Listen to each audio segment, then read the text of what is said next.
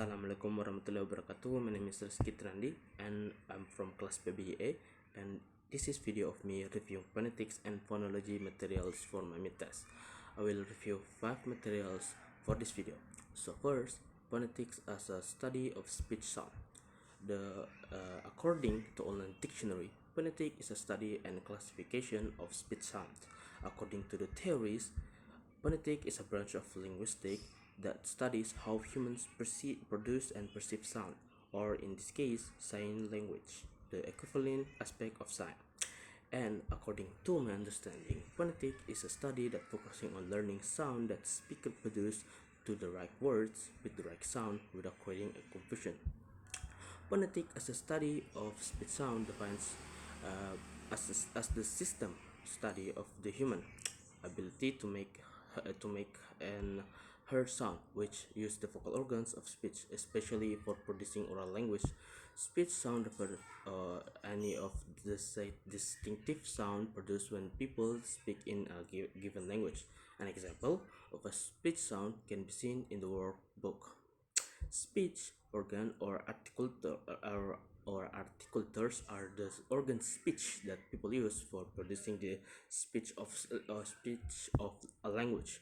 They include the lips, teeth, alveolar ridge, hard palate, velum of or soft palate, uvula, and various parts of the tongue, which is the tip, middle, and back part. Speech sound production refers the process of using articulators to produce sound, which is started from flowing the air provided by the lung.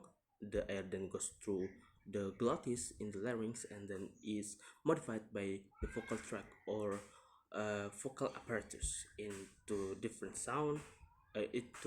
qualities of sound.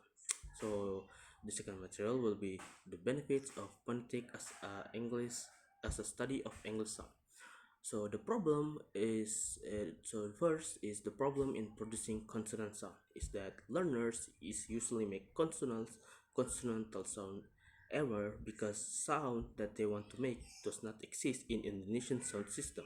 For example, V is hard to produce. The sound V is hard to produce because most of Indonesian words start with F and not V. And the second one is the problem in producing the vowels. So the first problem is that learners tend to pronounce English vowels as they pronounce vowels in their mother tongue. So the second is that learners tend to produce the word longer if the word has double stem vowels, even though the word should not be pronounced long. And the third is that learners also tend to pronounce a word short if it has only one vowel. And fourth is that learners are having problems regarding vowels and diphthongs. And the third, or C, the benefits given by phonetics to cope with the problems. Indonesian learners of English are really facing a serious problems regarding English vowel sounds articulation. The problem comes out due to learners' own familiarity with the sound, which then turns into confusion to distinguish amongst the vowels and the vowel sound and inability to make sounds correctly. So the third material is going to be the producing of English consonant sound in manner and place of articulation. So the first one is place of articulation. This refers to a specific location in the mouth in which two speech organ works together in producing a consonant sound, which is the tongue and the teeth come together and forming a dental sound. There are 6 speech organs used to other consonant sound, which is the lips, the alveolar ridge, the hard palate, the soft palate or velum, and 4 parts of the tongue, which is the tip, blade, body, and root or back of the uh, tongue. So the second one, or B, manner of articulation. This manner of articulation. Manner of articulation describe two things, which is the first, how the different organs of speech interact or one another in producing the consonant sound. Second is how the airflow is affect the production of consonant sound quality. Thus, the manner of articulation is determined which present distinctive feature of consonant sound in English language because it is possible to make several consonant sound with the same particular place. Yeah, the place of articulation. So number four, it's gonna be the production of English consonant sound. Uh, so what is distinctive features in consonant sound?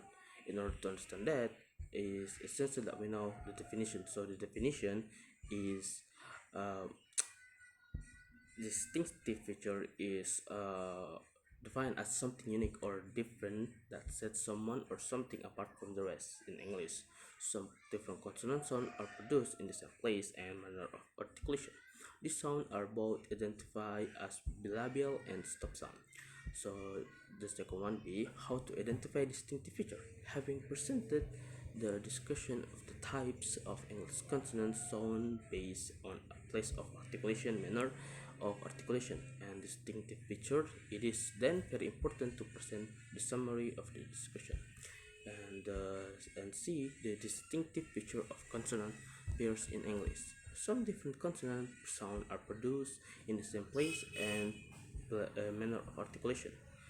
These sounds are both identified as bilabial and stop sound to help learners to distinguishing both sound. Distinct feature is then used to identify the sound's distinction by knowing whether the vocal cords vibrate when the consonants are made or whether the vocal cords do not vibrate when they are made.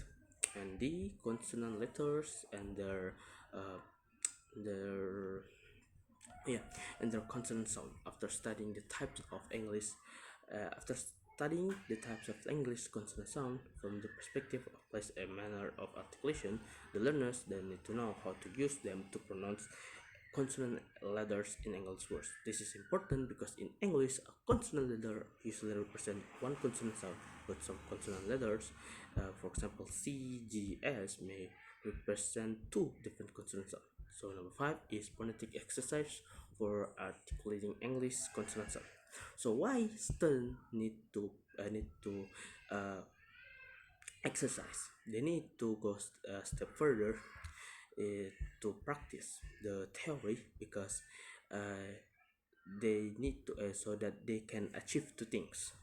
First is to overcoming their difficulties in producing a sound, and the second is to making their pronunciation accurate. Due to this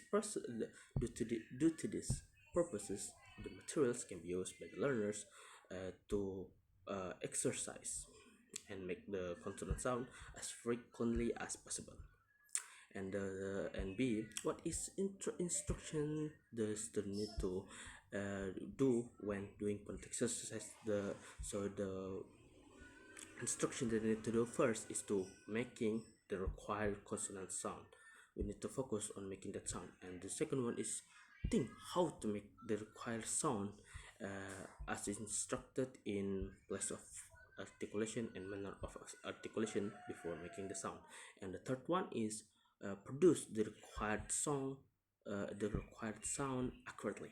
And then the fourth one, when you get accustomed to making the uh, sound, then you can produce the sound more fluently. And then the exercise and then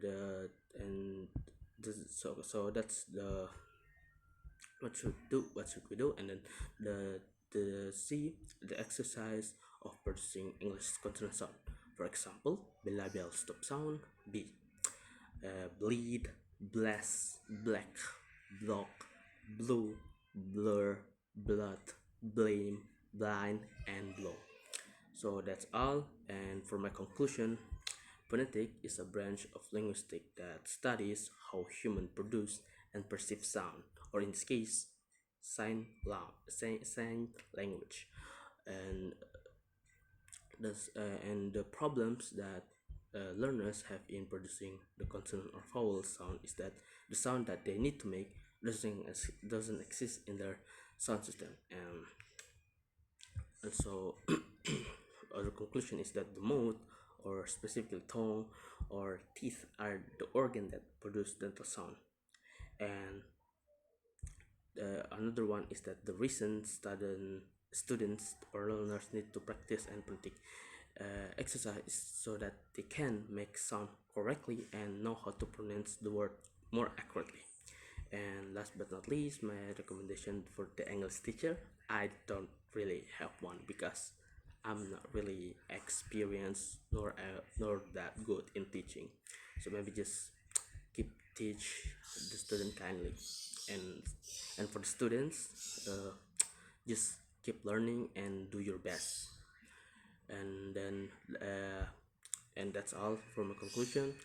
The last thing I want to do is to state my gratitude to everyone that helped me, my friends, and also for the teachers to verskringen to provide me for materials, and also the internets, and also